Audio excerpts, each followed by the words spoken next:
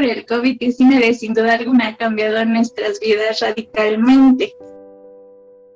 Pues no solo en nuestro vivir del día a día, sino también en nuestro pensar y sentir.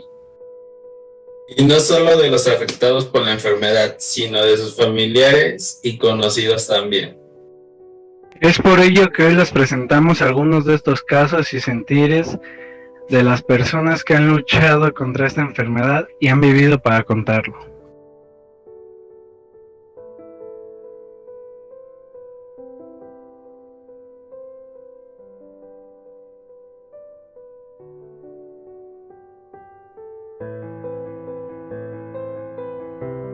El COVID-19, un simple virus que ha desatado infinidad de restricciones para todo el mundo, descubierto por primera vez en la ciudad de Wuhan, China, en diciembre del 2019.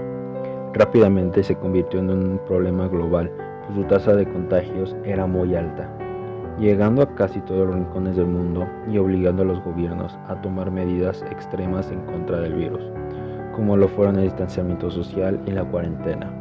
Sin embargo, y a pesar de que los esfuerzos por contenerlo, el virus en México se desató de una manera exponencial, causando miles de decesos en sus primeros meses y millones más en los meses venideros.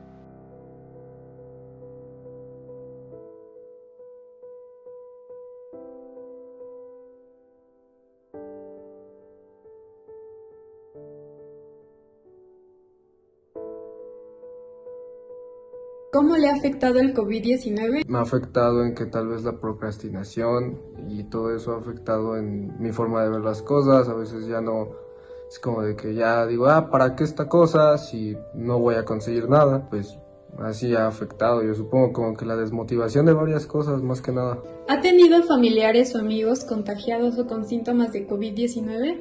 Contagiados, 3 de mis amigos y un profesor de mi preparatoria. Soy técnico en enfermería, egresado de la vocacional número 6 del Instituto Politécnico Nacional.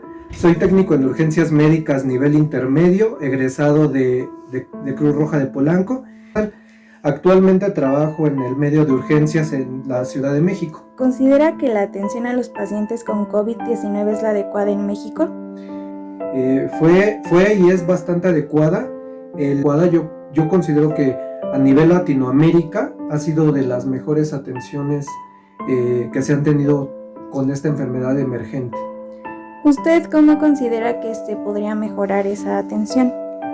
Lamentablemente en México se tienen muchísimos años de rezago en cuanto a infraestructura médica en el sector público. ¿A qué me refiero? Son muchos años de rezago en cuanto al recurso humano y también al recurso material. Si hubiera podido atender mejor, si hubiera habido más hospitales bien equipados y con personal, también más personal.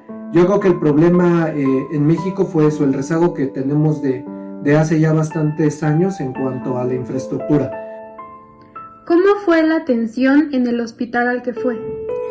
Mi experiencia fue buena, me atendieron muy bien, tuvo una organización excelente y me atendieron bien, tuvieron todas las medidas necesarias para atenderme. Me indicaron o nos dieron una pequeña plática a las personas que entramos, una pequeña plática de lo que pudiera tener o las consecuencias que pudiera tener la vacuna. Pero sí, ya fui atendida y fui atendida excelentemente por el personal médico, las enfermeras, muy bien, y se nota que conocen su trabajo, lo están haciendo muy bien. ¿Tuvo alguna reacción secundaria respecto a la vacuna? Sí la tuve. Entre lo que nos indicaron es de que nos pudiera subir la temperatura y sentí el dolor del brazo y me subió la temperatura. El trato hacia los pacientes fue en general el mismo que se le daría en cualquier otra enfermedad de tipo infectocontagiosa. ¿Cuál fue el trato que usted dio a estas personas? En cuanto al trato humano, todo esto, pues de la misma forma, el profesional de salud, tanto médicos como enfermeras, personal prehospitalario, yo te puedo asegurar que en su mayoría es empático en cuanto al paciente. Pero en general el trato es empático, es ponerte en el lugar del paciente, tratar de ser lo más humano posible en todos los sentidos y en todos los pacientes, desde el probable enfermo, porque tenemos ese tipo de situación, ¿no? El paciente que cree que está enfermo, ¿no? O que cree que tiene signos y síntomas compatibles con la enfermedad. Desde ahí empieza el trato empático, desde el paciente que sí está enfermo y el paciente que egresa. ¿Usted qué opinión tiene acerca del comportamiento de estas personas, pacientes y familiares? Pues yo creo que igual, ¿no? A la población, si a nosotros como profesionales de salud la situación nos tomó no tanto como de sorpresa, sino fue una situación bastante desconcertante, pues yo me imagino que a la población general pues aún más, ¿no?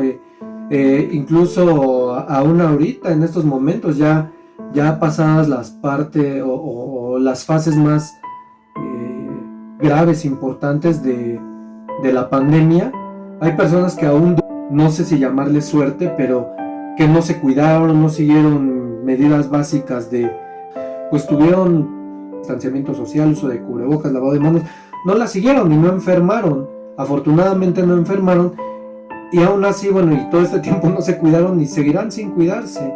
Ese es el comportamiento de la sociedad en general.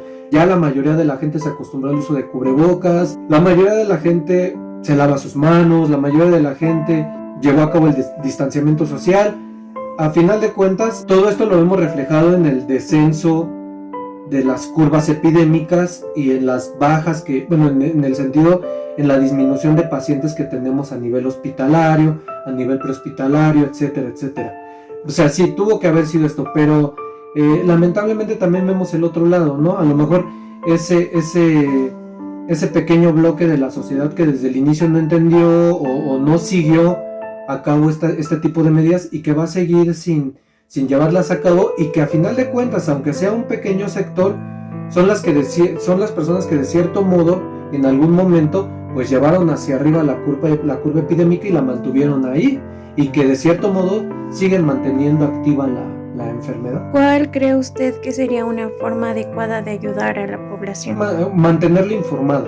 Esa es una buena forma de ayudar, mantenerla informada desde las medidas como ha sido hasta ahorita, desde la medicina preventiva. ¿Cómo prevenir? Otra vez, lavarnos las manos, cubrebocas, distanciamiento social. ¿Qué hacer en caso de que una persona enferme? Si una persona enferma y tiene datos mínimos de la enfermedad, quédense en casa, tomar algún analgésico, nada más. Si la persona empieza a tener ciertos signos y síntomas que nos estén hablando de que la enfermedad está progresando, en este paciente se está agravando, pues acudir de forma temprana a requerir atención médica. Si te das cuenta, toda esa información, o sea, informar antes, qué es lo que puedes hacer para que no te enfermes, informar durante enfermas, pues tienes que hacer esto o esto. Ya después de enfermar también, oiga, si yo ya enfermé, ya me curé, puedo seguir contagiando, no puedo seguir contagiando, me vacuno, no me vacuno. ¿Cómo haces eso? Pues también informando. Las personas que están acudiendo a vacunarse, totalmente informadas, saben qué tipos de vacunas son, cuántas dosis tiene cada una, etcétera, etcétera. Todo en base de información, pero siempre y cuando sea información oficial. Se ha estudiado y se ha visto en pacientes recuperados de COVID que tienen ciertas secuelas, desde cuestiones respiratorias, y se recomiendan ciertos ejercicios, puede haber ciertas terapias, pueden acudir con un profesional en cuanto a rehabilitación que los puede orientar más. Ya dependería de cada caso cómo le podemos ayudar. Cada paciente es diferente. A final de cuentas, COVID-19 es una sola enfermedad, pero cada paciente va a tener sus diferencias, desde que enferma hasta que se recupera. Y para poder ayudar a cada paciente, pues va a ser muy específico para cada uno de ellos. Lo que mejor se pudo y se está haciendo es informarlo de forma puntual y expedita. Gracias a este documental nos pudimos dar cuenta de la falta de empatía que podrían llegar a tener personas externas a nuestro círculo social, que podrían estar pasando por una situación similar o peor a la que nosotros estamos viviendo.